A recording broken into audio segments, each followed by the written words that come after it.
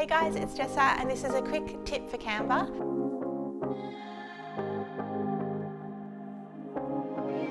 Just before I jump in, I wanted to let you know that I am using a Windows computer. So if you are on a Mac and you hear me say Control, for you it will be Command. Just a final note as well, this tutorial unfortunately isn't for tablet or mobile devices. So today I'm going to be teaching you how to create a custom color palette.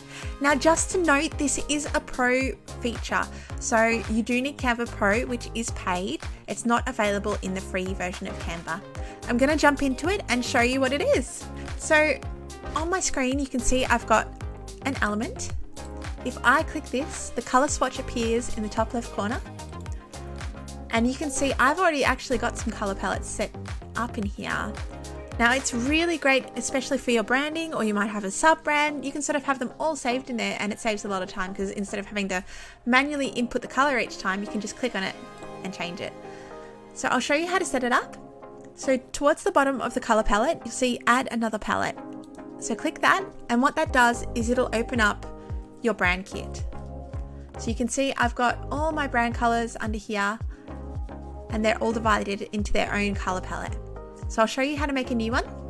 Scroll to the very bottom, add and discover palettes.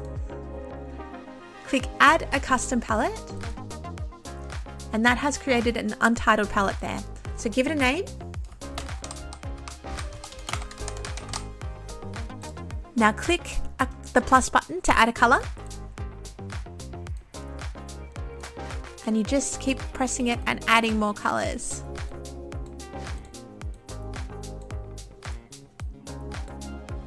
Beautiful. And it automatically saves once that has been added. If you go back and refresh here, and if you click back on and go to color palette, you'll see it appears under here. We've got Jess's colors. And then you can just click them and easily apply them across your document. Thank you so much for watching. I really appreciate it and I hope it was helpful. This tutorial is actually part of a series, so if you jump on over to my channel, I've set it up as a playlist. Finally, if you have any questions or have an idea for a video you would love me to make, please drop them in the comments below.